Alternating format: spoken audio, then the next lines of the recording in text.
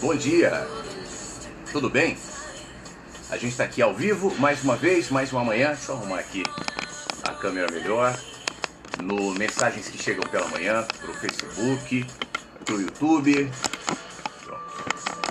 Tá meio cortando, né? Não tá muito bem ajustado aqui, mas eu já vou acertar aqui. Para quem não sabe, a gente está mandando agora a transmissão ao vivo pro YouTube também. Então depois que o vídeo é postado no Facebook, você pode acompanhar no meu perfil, na minha página do YouTube. Então para você que me vê aqui, tudo bem? Essa é uma ferramenta, uma oportunidade nova para a gente criar esse vínculo, esse momento de reflexão, esse instante onde todos nós, conectados aqui na rádio, na transmissão ao vivo, podemos também, por imagem, né, acompanhar. Aliás, eu estava pensando esses dias, eu lembro quando eu comecei esse meu trabalho aqui, eu não tinha a menor ideia de para onde as coisas iam. Aliás, eu não tenho ainda. E eu acho muito libertador, eu acho muito bom não caminhar com essas expectativas de para onde eu vou.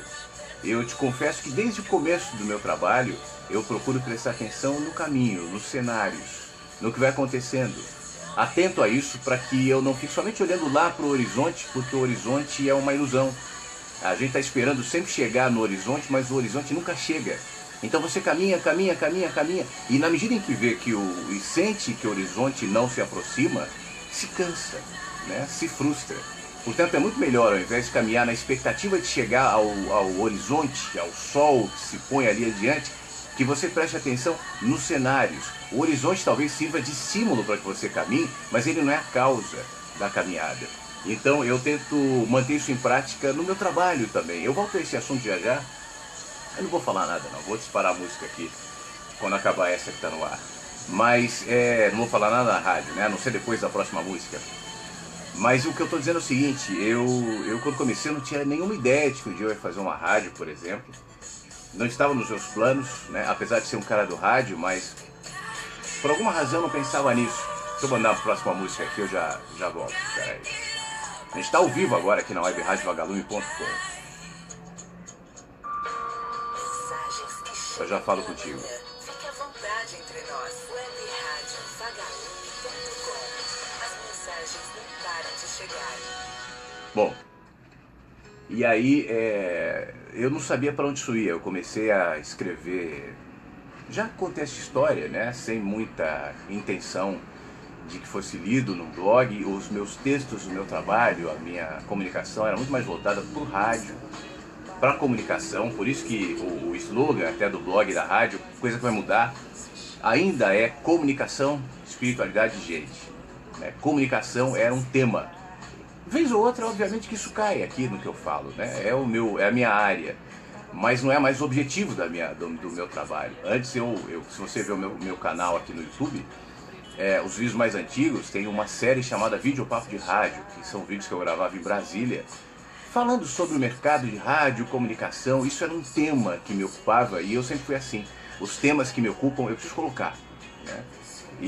Só que hoje não. Não é um tema que me ocupa, não é um tema prioritário. Então não está mais, pelo menos predominantemente, na minha comunicação. Enfim. Então, quando isso foi deixando de ser, o meu trabalho foi se desdobrando para outras coisas. E aí os vídeos, e aí os textos, os livros. Quando é que eu imaginei que eu iria agora para o 5º livro, né? E já tenho 6, 7 outros livros já maturando aqui dentro, outros virão. Não imaginei que viria uma rádio. É claro que todo mundo que trabalha em rádio um dia sonha, ou imagina no mais distante utópico sonho ter a própria rádio, mas isso não passava de utopia, já que ter uma rádio é uma coisa complicada. Aí veio a ideia de fazer uma rádio pela internet, né? E hoje eu sou fascinado com essa tecnologia. Você poder falar para o mundo inteiro, você ter uma facilidade incrível, e quanto mais facilidades como aplicativos, enfim, para que as pessoas ouçam, mais tranquilo fica esse trabalho. Então isso me traz alegrias, contatos muito legais de pessoas agradecidas, e é muito bom. Então eu continuo fazendo, sabe? Agora é isso, né? Por isso que eu comecei esse assunto, essa possibilidade de transmitir pelo Facebook, fazer esse momento ao vivo aqui entre músicas. Isso também é muito legal, e é um negócio que até pouco tempo atrás eu não fazia, eu não pensava. Então eu fico feliz com isso. No YouTube, são oportunidades que a gente tem de criar esse vínculo, de criar esse momento entre nós aqui, e tem sido muito gratificante. Eu vou, daqui a um minuto, entrar numa reflexão, que é a primeira reflexão que eu faço no programa, depois das duas primeiras músicas, né? Aí o programa inteiro de reflexões e questões que chegam pelo WhatsApp 5192461960, pelo e-mail, enfim. Daqui a pouco eu vou entrar no chat também, acabei me esquecendo aqui, depois das músicas eu entro. Mas hoje eu tô com um assunto em mente, diferente dos outros dias. Eu já até escolhi um texto diferente dos outros dias. O texto que eu vou ler hoje é esse aqui, ó. Infinitos. Do livro O Menino que Anscia pelo Céu. Me acompanhe porque eu acho que essa reflexão é interessante e pode fazer bem a você. Se você quiser me ouvir pela rádio, é só acessar agora, às 8h13 da manhã, www.webradiovagalume.com. Claro, se você estiver vendo depois, continue por aqui, né? Lembrando, tem reprises, 3 da tarde, 8 da noite, 3 da manhã. Webradiovagalume.com. Esse é o Wilson Simonal. Aliás, eu me lembro, o Wilson Simonal, eu era criança, eu morava num prédio ali na Rua Santa Justina, na Vila Olímpia, em São Paulo, e isso anos 80, naquela época todo mundo queria ter uma banda, todo mundo tinha uma banda, o rock nacional estava em alta, e eu tinha lá no prédio alguns amigos que tinham uma banda. Aliás, eu me lembro de duas bandas. Tinha a banda da Márcia. A Márcia tinha uma voz muito parecida com a Paula Toller, do Kid de Abelha, que naquela época estourava, né? E o Marcelo. O Marcelo é filho da Laide Costa, né, que morreu recentemente. E na banda dele tinha o João, que é filho da Elis Regina, o Wilson Simonal, que é filho do Simoninha. Tinha mais gente que eu não me lembro agora. Eu sei que eram pessoas, filhos de artistas conhecidos, que faziam todo dia lá no salão de festas do prédio aquele som, e era muito legal poder acompanhá-los, a gente criança, eles eram mais velhos que a gente, ver aquilo, né, de tanta gente boa. Aí o Wilson Simonal, uma vez eu entrevistei na Transamérica em São Paulo, e aí a gente conversando, eu não me lembrava que ele fazia parte dessa banda e tal, e aí a gente fora do ar comentando, e ele disse, a banda chamava Sweet Combo. E ele falou, eu tocava, eu falei, caramba, você lembra de um prédio onde vocês ensaiavam? Não tinha uns molequinhos ali que ficavam vendo? Eu era um deles, né? Então eu toco o Wilson Simonal agora, eu me lembro disso. Mas o que eu quero falar contigo hoje de manhã aqui no nosso Mensagens é uma proposta para que você tenha uma imagem na sua mente. Imagine o seguinte, imagine um lago, né? E numa margem daquele lago, uma criança, num cesto. Alguém coloca aquela criança no cesto. Durante o tempo, aquele cesto se encaminha para outra margem. E quando chegar na outra margem, aquela criança já será um adulto, talvez um idoso, e ali será o último momento daquela criança, ou daquela pessoa, ou daquele ser humano. As águas que vão levando aquela mensagem, aquela cápsula, aquela criança na realidade é uma cápsula de uma margem a outra, aquelas águas é o tempo. Eu estou dizendo isso porque a minha cunhada teve uma bebezinha esses dias, e eu fui agora essa semana no hospital ver, né? E aí eu estava no berçário olhando aquela bebezinha e olhando os outros bebezinhos no berçário, e pensando naquela coisa tão simples, né? Tão frágil. Provavelmente aquelas crianças, se tudo correr bem, viverão até no mínimo 2100, já que hoje ter 80 anos é algo natural, será mais ainda daqui a algum tempo. Então provavelmente aquelas crianças continuarão aquelas mensagens. E o que me bateu enquanto eu via aquelas crianças é que cada ser humano é uma cápsula, é uma mensagem que entre uma margem e outra conduz, né, uma série de informações, uma série de afetos, uma série de interpretações, uma série de significados que não são exclusivos. Todas aquelas crianças que estavam lá no berçário, por exemplo, apesar de serem autônomos e individuais e crescerem com personalidades próprias, carregam, sem que saibam, sem que sintam, mas isso é involuntário, o DNA e, consequentemente, a cultura, às vezes os trejeitos, não só físicos, como comportamentais, como psicológicos, dos que vieram antes, e eles nem sabem. Quantos bebezinhos, ao nascerem, são apontados pelos pais ou por alguém dizendo: nossa, ele é a cara do bisavô que ele nunca viu. Quantas crianças, de repente, têm um trejeito, um tique, alguma coisa, que é comparado a um antepassado que ela nem sabe, né? Cápsulas de informações. Nós somos isso. Esse corpo, né? Essa voz, essa personalidade, esse olhar em relação à vida, essa identidade que eu chamo de eu. Não sou apenas eu sou muitos. Ontem eu falava para você, eu sou os que já fui ontem, anteontem, antes de anteontem, eu sou os que já fui desde o dia 15 de outubro de 1974, e os que serei, não sei até quando, mas eu não me limito a isso. Eu sou o Flávio Fernando Gonçalves Siqueira, meu pai. Eu sou a Lenir, minha mãe. Eu sou o Fernando, a Débora, a Angenor e a Julita, meus avós. Eu sou os meus bisavós, eu sou muitos, eu sou muitos.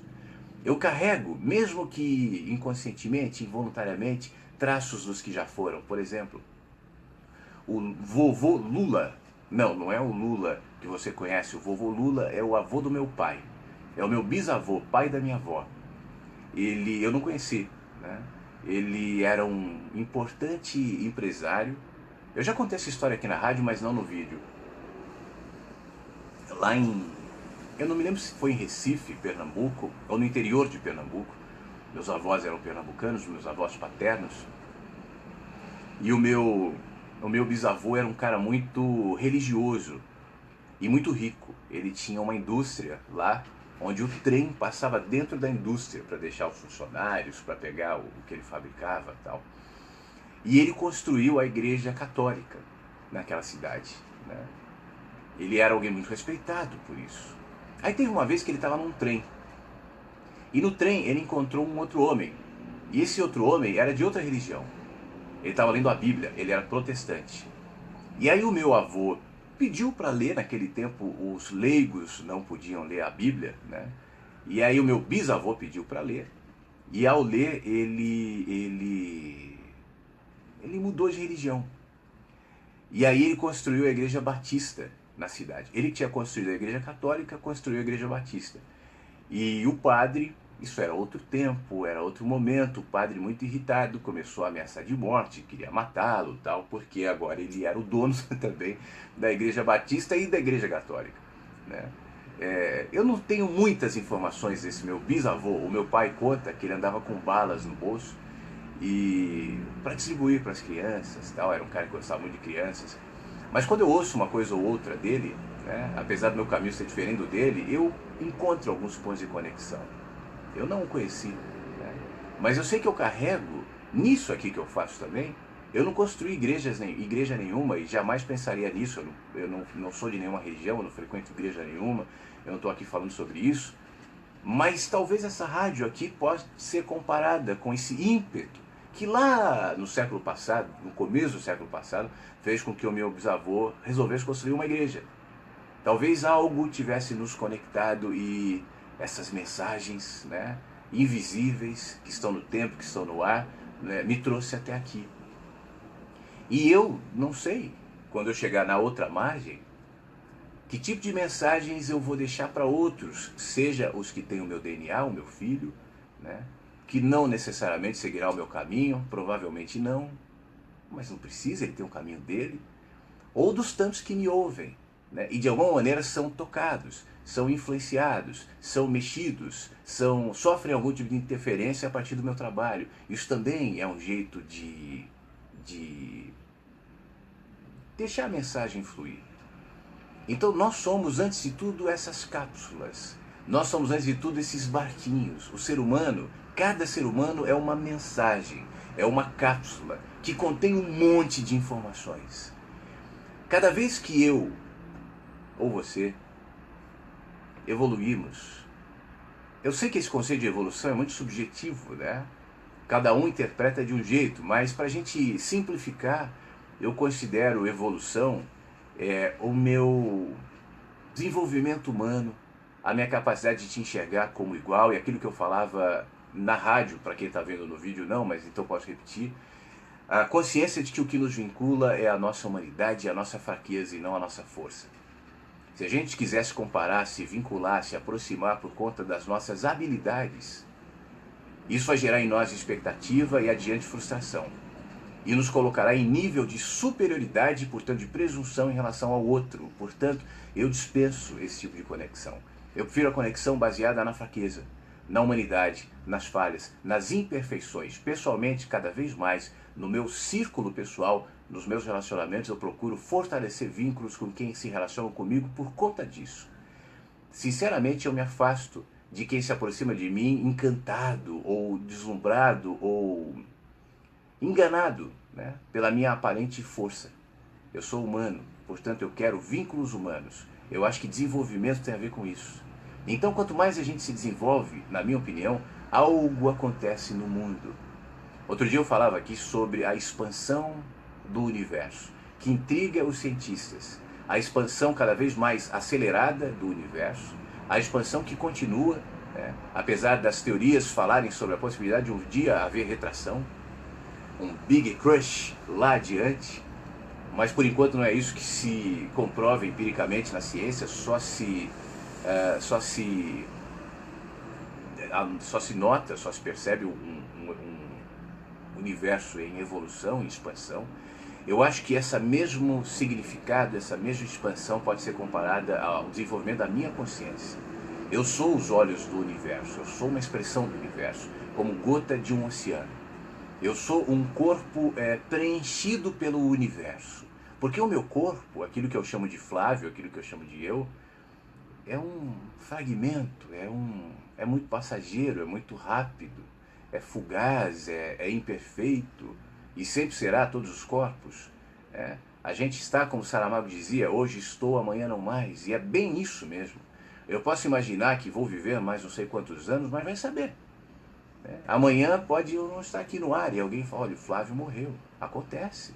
Mas não morreu a consciência, morreu o corpo, o ser histórico, que tem começo, meio e fim. É uma cápsula, né? Sabe aquelas cápsulas da nozes? Aquilo brota, aí você pega a cápsula, corta, abre e pega a nozes. A cápsula vai embora, vai ser reaproveitada, você vai se jogar no lixo, ela vai para a terra vai reaproveitá-la, vai metabolizá-la, como é feito com tudo na vida, né? Então, que tipo de cápsula é você? Que mensagem você carrega? A mensagem não é aquilo que eu falo. Aquilo que eu falo são os meus pensamentos.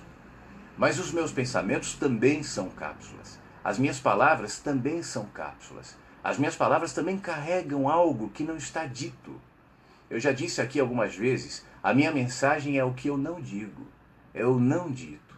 O que eu dito são as minhas palavras. O que eu digo são as minhas palavras. O que eu digo são os meus pensamentos. Mas os meus pensamentos, assim como isso que chamo de eu, assim como esse corpo, assim como essa casca, também é fugaz, também é fragmento, também é passageiro. Palavras são manipuladas, palavras servem para qualquer coisa.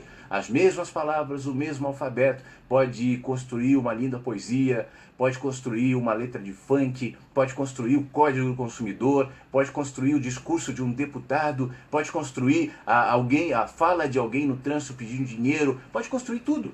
Mesmas palavras. Portanto, o que as palavras falam não necessariamente se limita ao que está sendo dito, mas sobretudo ao que não é dito, aos espaços entre as palavras, assim como eu. O que eu penso, o que eu falo, a maneira como me posiciono, não é a mensagem. Quando eu te pergunto que mensagem que você está carregando, eu não estou te incentivando necessariamente, as pessoas têm habilidades e habilidades, a sair por aí, por exemplo, como eu falo, falando, escrevendo. Não, seria muito pobre se tudo se limitasse a isso. A mensagem é o que você é. É como você se porta com o próximo, é como você se porta com a vida, é como você trata de si mesmo. Você é a mensagem. Até porque o que eu falo pode ser perfeitamente adulterado. Eu posso ser bom de retórica e inventar um discurso, como tanta gente faz, e como tanta gente acredita, e como tanta gente segue. Que bom que a mensagem não é isso. A mensagem sou eu. Esse eu que você talvez não conheça. Esse eu que talvez eu não conheça. Esse eu que vai desabrochando enquanto eu vivo e que vai se amplificando enquanto eu caminho em direção ao horizonte utópico, que jamais chegará, mas que faz com que no caminho eu preste atenção e seja o que sou.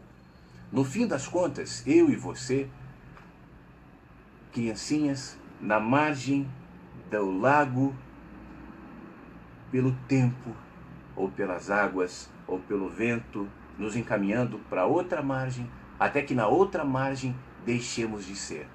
Eu, você, somos mensagens para os que virão. Eu e você somos os códigos dos nossos antepassados.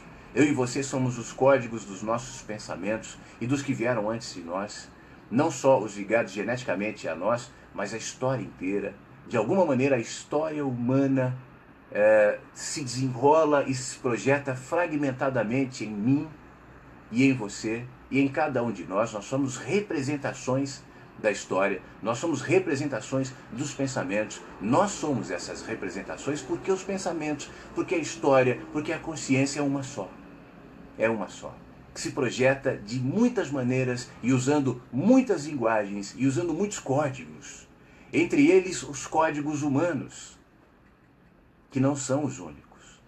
Os códigos naturais, os códigos vegetais, os códigos minerais, os códigos espirituais, os códigos físicos, os códigos científicos, os códigos filosóficos. E olha que eu estou falando absolutamente limitadamente, é o que nós conhecemos aqui nesse planetinha. Vai saber como acontece universos afora, galáxias afora, dimensões afora.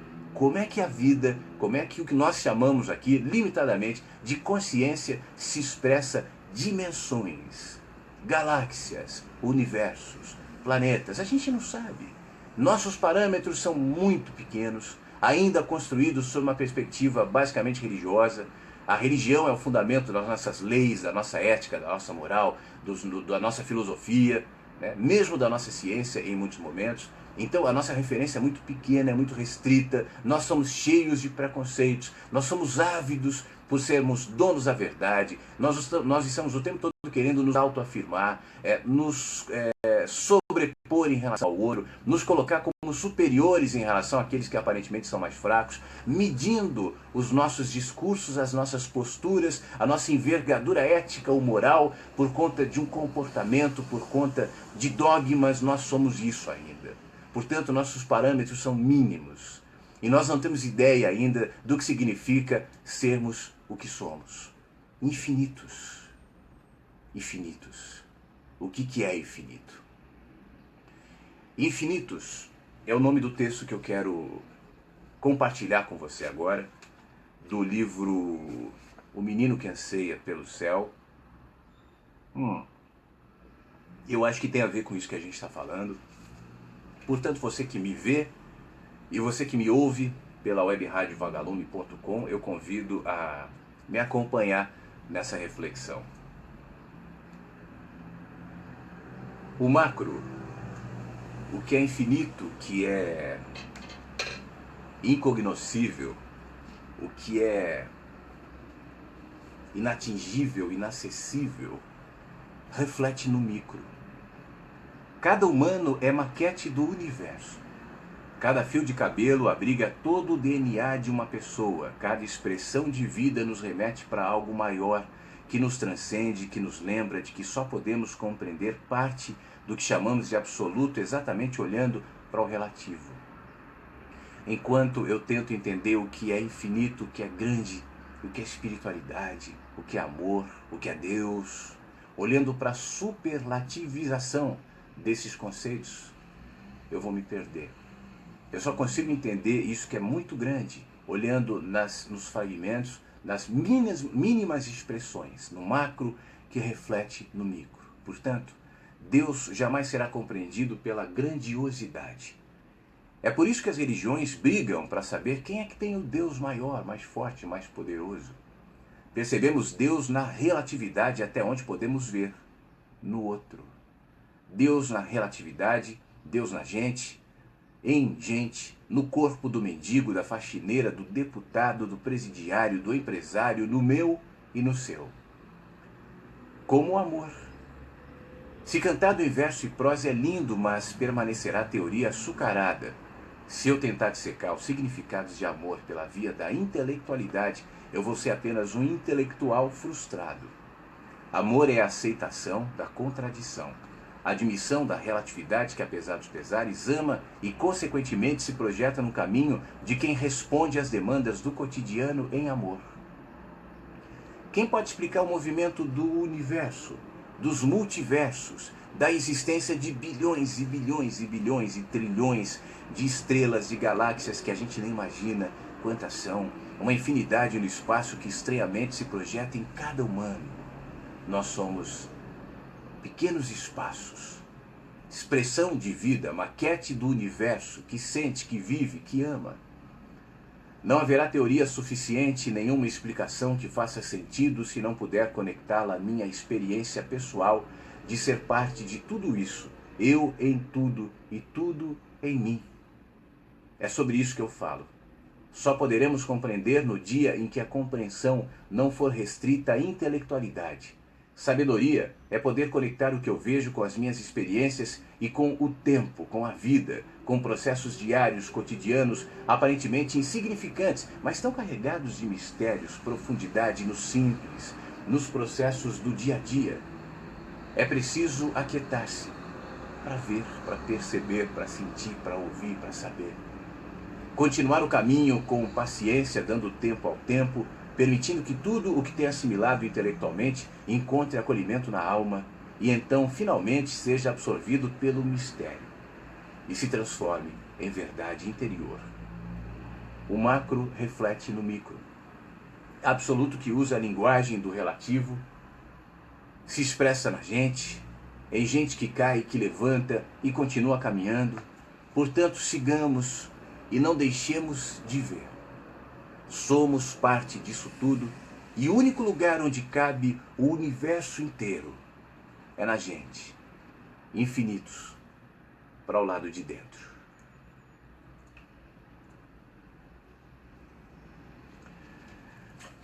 É isso. Você sabe que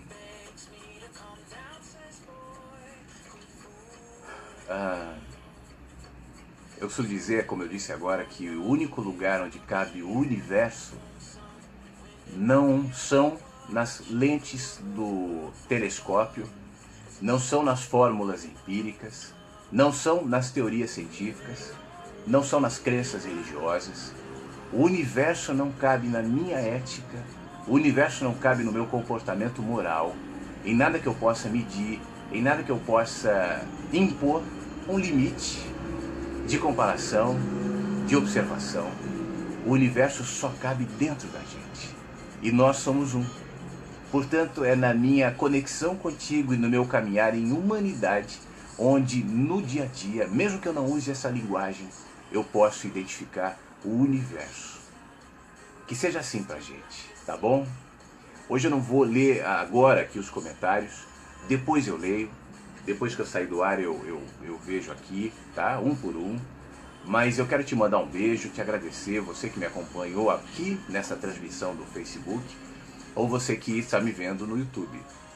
Eu continuarei nessa manhã de terça-feira, ao vivo, até as 10 da manhã, no horário de verão, com essa e outras reflexões e participações pelo WhatsApp, pelo e-mail, pelo chat que eu vou entrar agora, aqui na webradiovagalume.com. Então acesse, esteja comigo, participe e caminhemos, tá bom?